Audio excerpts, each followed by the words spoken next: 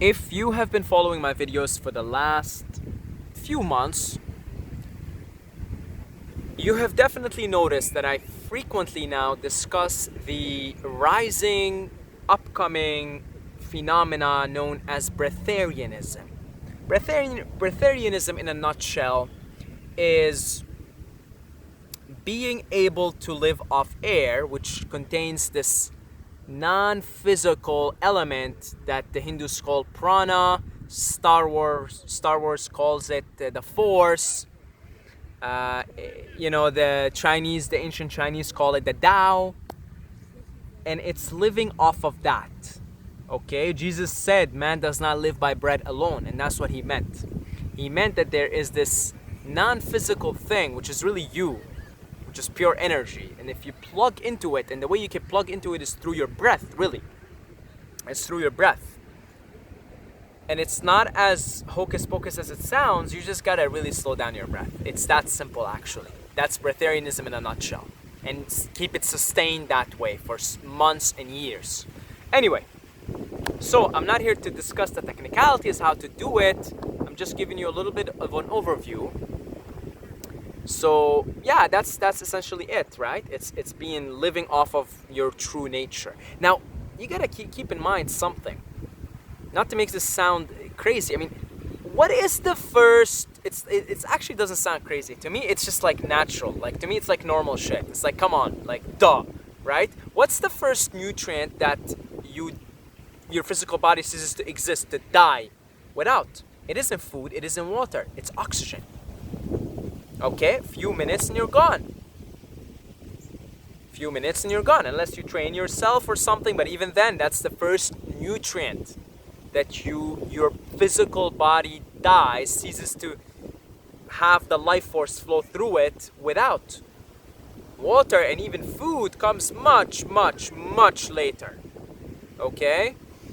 So, yeah, I mean, that's gotta tell you something. Now, examine the air. You can't see the air.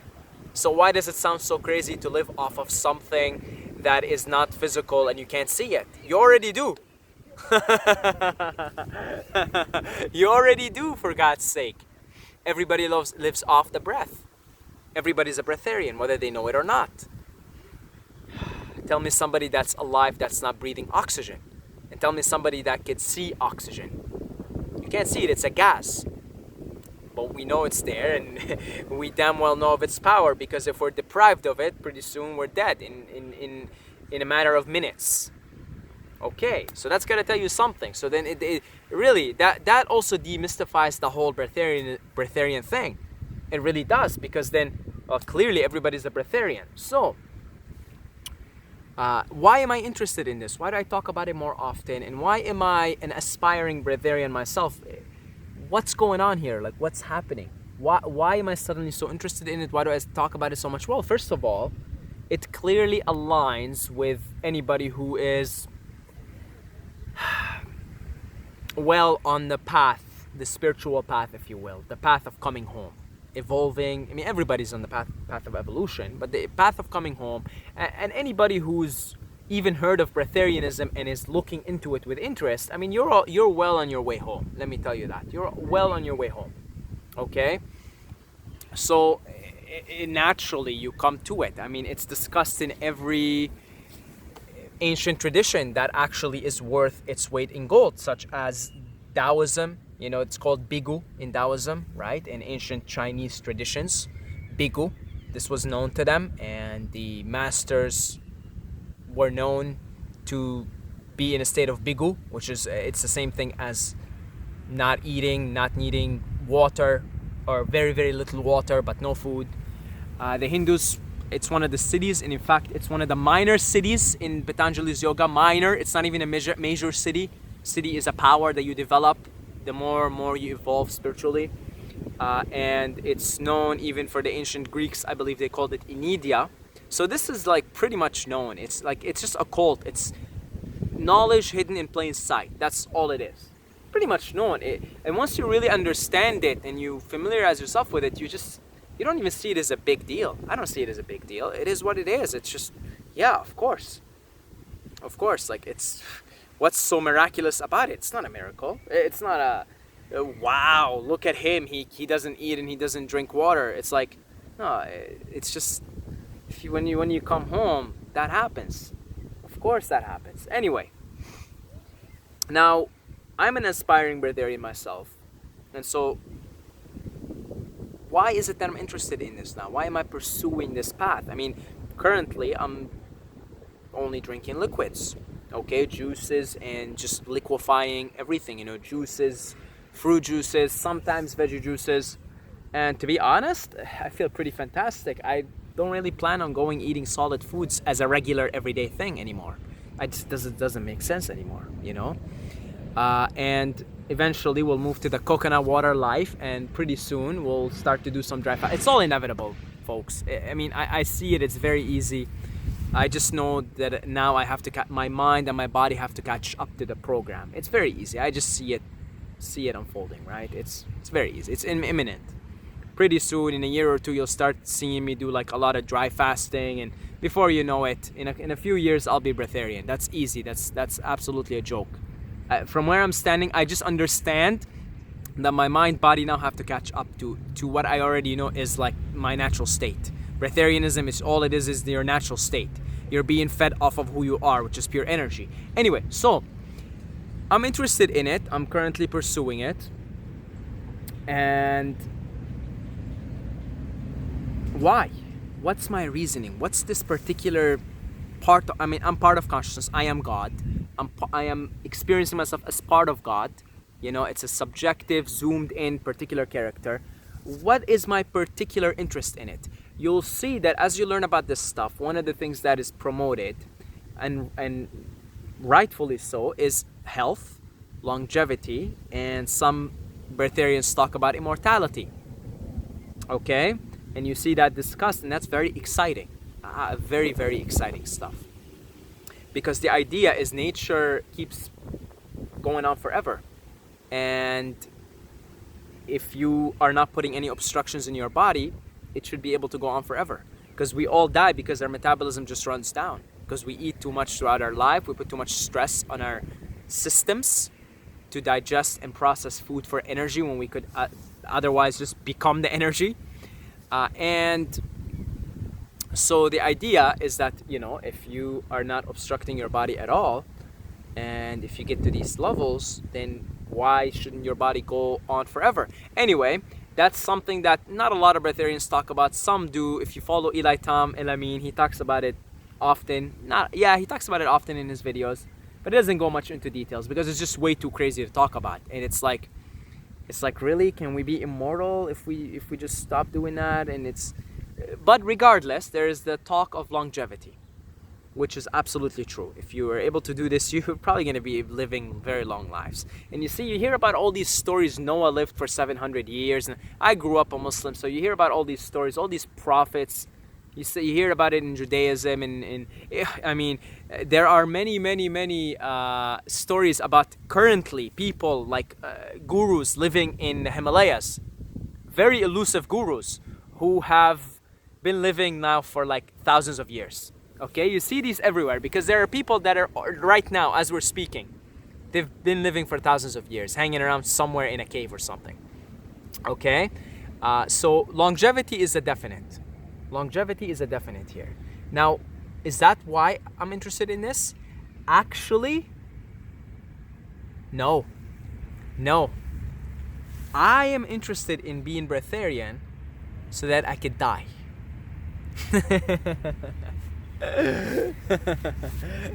That's right. I'm interested in becoming breatharian, which is being able to be sustained. And a breatharian doesn't mean I'm never going to eat again. You could eat once a month, twice a month for experience. For experience. You want to experience a piece of chocolate. You could eat, but you're not dependent on it anymore. You're not drinking. You're not eating like every day. You know what I mean? So I'm interested in becoming breatharian so that I could die. Let me explain. By reducing your food intake and opening up the chi centers, the pranic centers inside of you, and having the light body illuminate you. Obviously, your need for sleep is going to go down to no more than, some breatharians say they need 2 hours of sleep. Some breatharians say they need 4. Those are the ones that are really usually active and out and about. But when you're at that level, you're sleeping 2 to 4 hours a day. That's it. You're not getting any more sleep. And some breatharians even say they don't sleep at all. I watched somebody on YouTube. He says like he doesn't even sleep. He just meditates instead. He'll meditate for 2 hours, go into a deep trance, and that's it. What else? It's not like you're putting any stress in your body. We sleep because to process food and to recover and detox, which is mostly food waste and toxins and many decades of bad habits and eating and toxins that are stored deep inside the cells of the body. So you'll find that even when you start fasting, you'll sleep. Now, why is that? You'll still be sleeping like 6, 7, 8 hours if you start to do like water fasting. You'll still be sleeping quite a bit. Why is that? Because your body has to go and detoxify. But once your body's clean, your need for sleep just like drastically goes down. Now, if you're a full-out breatharian and your energy centers are open, either you're not sleeping at all, you're maximum sleeping 4 hours. Okay? That's something I'm extremely interested in. I would like to free up all this time and energy. Okay? Because that's the other thing. You free up the time by sleeping less. And of course, because you don't have to run around, think about food, and make food, blah, blah, blah. Think of all the energy and the time that frees up as a result. That's what I'm interested in. That's my primary interest out of this current path that I'm on. To free up time and free up energy. And what do I want to do with this time and energy exactly? What is this particular incarnation of God, this particular part of consciousness interested in? Because some breatharians, you'll see clear, they're interested in longevity. They want to be here. They want to, in fact, talk about mortality. For other breatharians, they like to do more for the world. They like all this energy and the time because they want to do more for the world. They want to give the world more. They want to open up charities, etc. You'll see, and it's all perfect. It's all valid. It's what God wants to experience in that particular form. And that's every breatharian, by the way, you'll see. It's not like there's not even a stereotype. You'll see they're very, very different. I follow a few on very, very different motives. And I have a very different motive as well. What is my motive? Like I said, to die. Now, when I open up all this time and energy, one thing is going to happen for sure. I'm going to be meditating more. And not only am I going to be meditating more, but the quality of my meditation is going to be significantly enhanced. And you know this. You go right now, okay? Grab some cashews, okay? And if you still eat meat, a little piece of steak, okay? And just grab like a meal, like a big meal, okay? Even if you're only eating fruits, like jam a lot of fruit down your tube, okay? Sit down and meditate. Tell me how that feels. Tell me how that feels. Okay, now wait until tomorrow. Get in a clean state. Get some solid rest. Eat a little bit. Okay, when you're breaking your fast, eat a little bit because maybe you're too hungry or whatever. Eat a little bit. Okay, maybe like a piece of fruit or little juice or something. And sit down and meditate. And see the huge difference after eating a big meal versus eating a small meal versus ultimately not having to even be sustained off food or water or anything, or even water by itself. That's huge. You're not being sustained off food. Your body can process water like it's nothing. It's not a problem. So let's just say food. Now imagine the types of focus. The energy does rise up. That's if you want to actually capitalize on Kundalini, you pursue the path of Breatharianism, because the Shakti will rise on her own. You don't have to do any visualizations or anything like that. She'll just rise because there are no more obstructions you're putting in. The reason why people have to sit there and meditate and visualize the Shakti rising, etc., is because they're still obstructing their system a lot. They have to do it. But if you're on this path and you're barely eating and you eventually are able to reach the state naturally being sustained off prana, the Shakti is just rising in abundance and in infinite abundance, infinity. You don't have to do anything. You don't have to meditate. You don't have to visualize. or open up your kundalini. It'll just open on its own. Okay, so you can imagine, first of all, the levels of focus. I like to think of breatharianism as being high on psychedelics 24/7. If that doesn't sound enticing, I don't know what is. Okay, and it truly does feel like that. If you've gone to some states of fasting and your body cleared itself for a little bit of time, because when you do longer fasts, what happens is you get these bursts, maybe they last for a few hours, where your body cleans up some toxins and you feel an incredible sense of clarity. You sit down and meditate and wow, then your body starts to dump more toxins into the system, and then you feel tired again and you want to rest. But imagine being in that state of clarity all the time. This is why all the mystics and the saints and Jesus went and, 40 days and 40 nights in the desert, basically breatharianism, essentially. He was basically getting that clarity. He wanted that clarity. Imagine being that all the time. So the level of meditation and focus and clarity and the time and the energy that you open up. So you could not only meditate more or do whatever you want with your time more, but I mean, you could, you could go very deep into it. So, for me, for this particular part of God, particular part of consciousness, I still say, I'm pursuing this path so I could die. Okay, let's go a little bit further down the rabbit hole here. So, I'm breatharian, I have more time, I want to meditate. I want to put a lot of it into meditation. What do I want to do in meditation? I want to learn Mahasamadhi. Let me explain Mahasamadhi real quick for any of you guys that are not aware of it, not familiar with it. Mahasamadhi is a state where you have reached very high levels in meditation. You know how to consciously go and attain the state known as samadhi.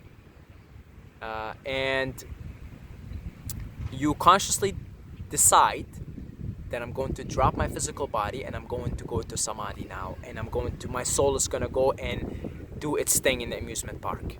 It's going to go into samadhi, stay in there, or go into different parts go to the astral plane or whatever. Your soul at this point has reached such high level of being self-aware, self-knowledge and consciousness, being very self-conscious, aware of yourself, that you just say, well, it's time for me to drop my physical body. Now, Sadhguru's wife, everybody here knows Sadhguru, she dropped her body in that way. And Sadhguru himself said that he was going to do it a few years back, but he decided he needs to finish up some of his projects, but he says he's going to do it soon, in maybe 10 or 20, next 10 to 15 years. These yogis, they're so conscious, God bless their souls, and I seek great inspiration from them. They're so conscious that when they want to drop the physical body, they're done with the physical experience, they go into Mahasamadhi. Now, in order for you to do that, you have to know how to reach Samadhi first. You have to be very conscious, very aware. You have to be a very highly skilled meditator.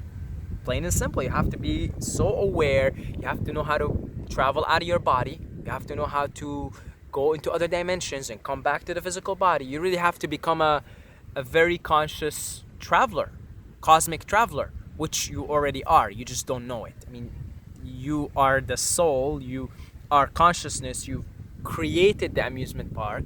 Therefore, you know damn well how to navigate through the amusement park. It's just being in this dense physical reality, being programmed with this mind-body complex, it's so difficult to remember. So when you go to meditate, all you're doing is you're remembering what you already know how to do. That's it.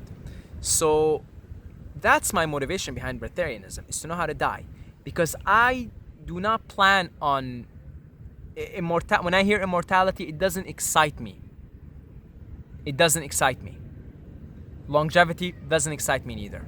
I want the energy and the time so that I could go within with clarity, with focus, with intent, with, no distractions.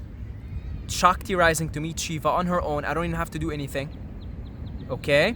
And all the time that comes up, I mean, you're barely sleeping. You don't have to think about food. Food is not even a thing you think about anymore. Maybe you indulge again every now and then for the experience of it. But I mean, all that time and energy and all that clarity and focus in a very clean temple, now you can actually pray in this clean temple. And yeah, I'd like to learn, I'd like to go within more and master astral travel and, know how to get into samadhi consciously, this state of samadhi, which I could only really get into if I have been doing some fasting and I go somewhere like a completely raw nature, like completely like off the grid, and I eat some mushrooms or drop some acid. I'll be honest with you, I've reached that state before. It's an indescribable state, but at the moment that's the only way I know how to reach it. Okay, because my body needs a lot of cleaning. This is why right now I'm only drinking juices, and I'm going through a lot of detox right now. I'm seeing the filth that is inside my body. There's a lot of filth inside your body too if you're watching this. Okay, in all likelihood, 95 out of 100 people that are watching, there's a lot of filth and parasites inside of you. So start cleaning it up. Otherwise, how are you going to expect yourself to pray in this temple? So to sort of go back all the way, by unlocking all this possibility, all this energy and all this time and all this clarity in cleaning up the temple, I can finally sit down and effortlessly pray in it and remember who I am. And then for me personally, where my soul's at, where this illusion of soul anyway, that I'm experiencing, this illusion of I'm one soul when I'm just one being. Anyway, I am not interested in longevity and immortality. I do not plan on being here for too long. I want to make it count though. I want to make it count. Okay, I just telling you right now, I'm not going to be here very long. Okay, I'm not going to be here very long, but I want to make it count. And I want to die consciously. I want to leave my body consciously. So when I said I'm becoming breatharian to die, because if you're not dying consciously, then you didn't die. You didn't die, and then you end up getting born again in a realm in confusion. Go read the Tibetan Book of the Dead or listen to it. You can listen to the audiobook. Most people, the vast majority of beings that you see in front of you, they had no idea that they came into this experience. Meaning, at the moment of death, they got really confused. They didn't know what to do. Their energy ended up taking them somewhere, and there they are, popped into a new birth. In total state of confusion. Most people are not conscious, and they remain asleep for a very long time. Now, I don't know if I came in here consciously. I don't know what was the state of affairs of my last death or how it happened, but I'd like to die, and I'd like to die consciously.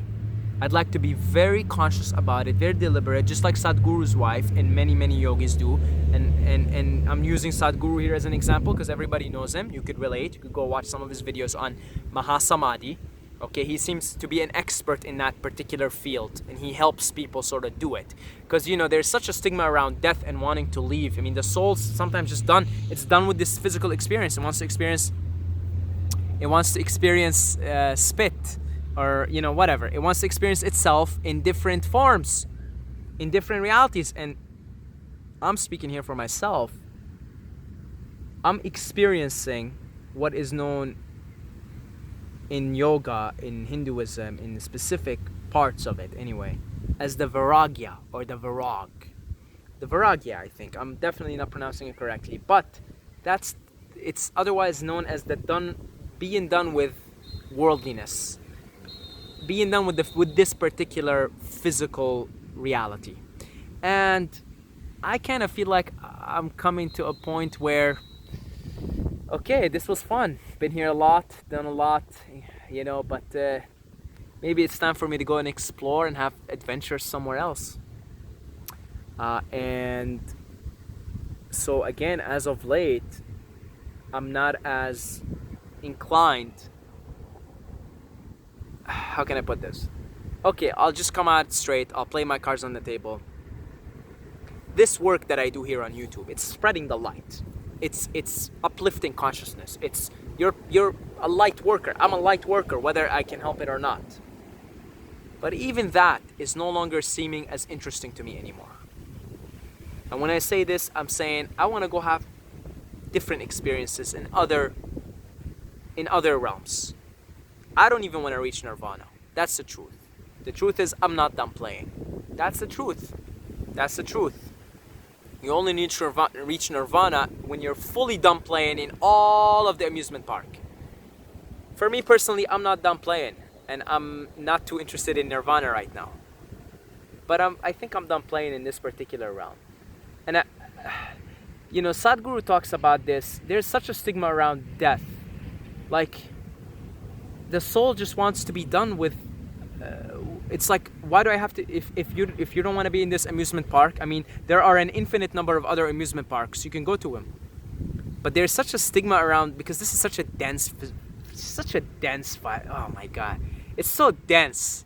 Okay, and people here are so dense, and it's so dense, and there's little, it's so dense. I'm not saying this in a way, hopefully I'm not coming as a condescending or, oh, I'm better than you. But the truth is, it's dense, okay? So people have no idea here that death is just a transformation of energy, and that the soul is immortal, and that death is the cosmic joke, and that it is actually liberation.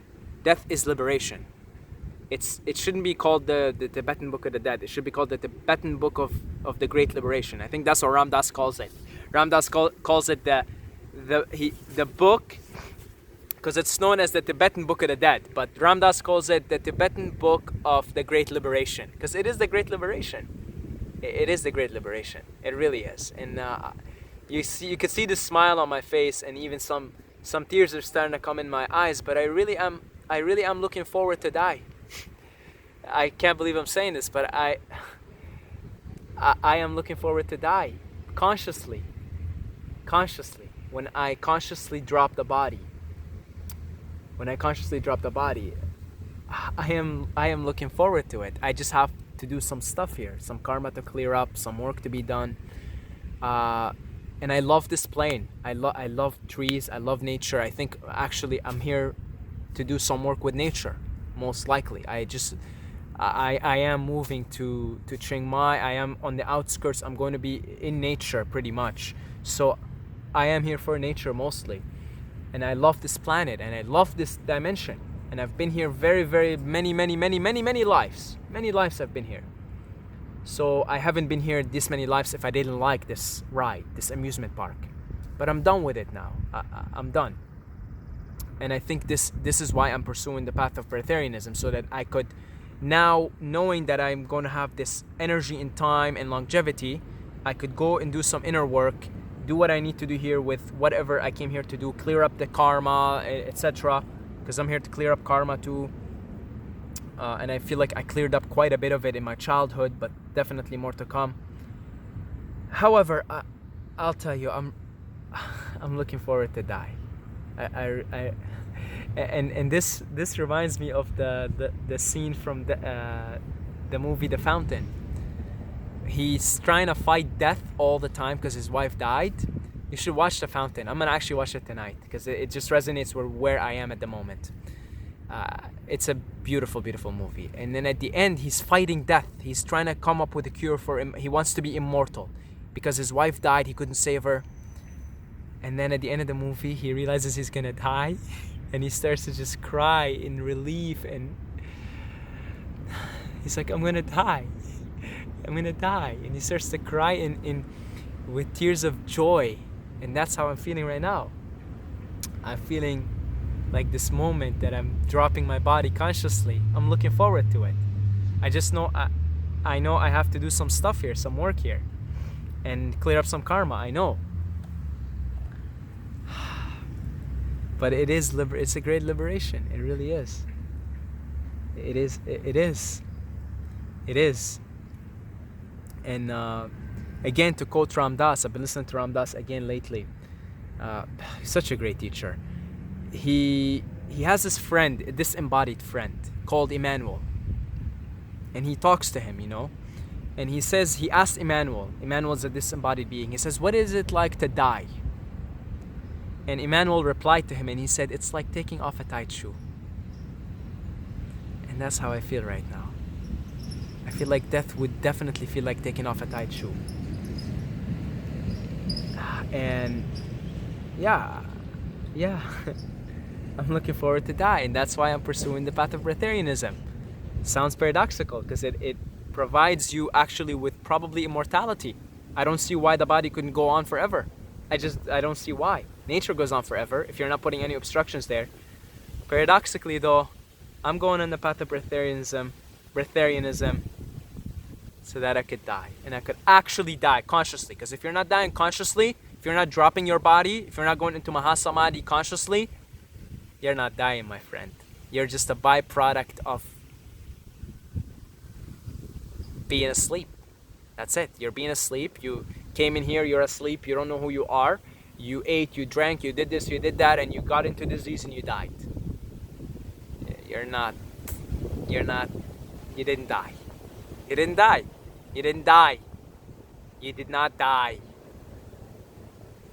To die is to die consciously. It's to drop the body consciously. It's to go wherever you want after.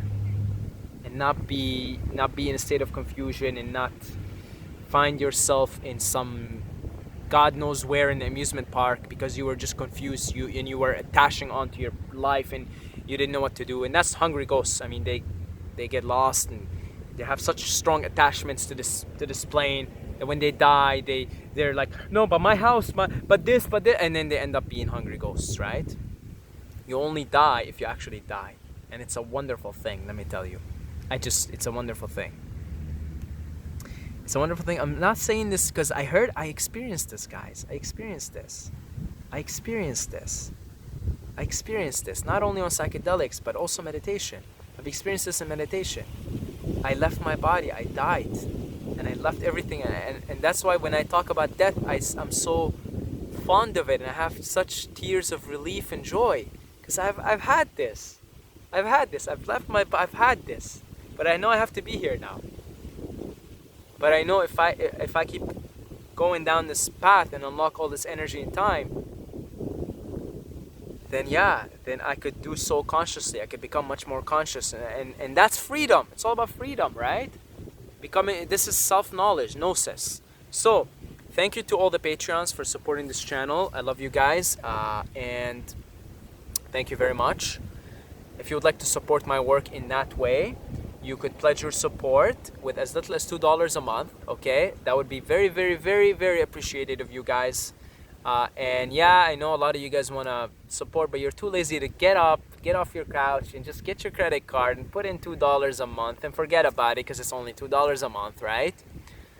Yeah, I know. You heard me say this. Yeah. Just why don't you just get off your ass and just do it. It'll take you. Promise you, it won't take you more than 5 minutes. That's the most. Okay, it won't take you more than 5 minutes. Okay, if you. Otherwise, thank you for watching this video, and until next time, may the force be with you.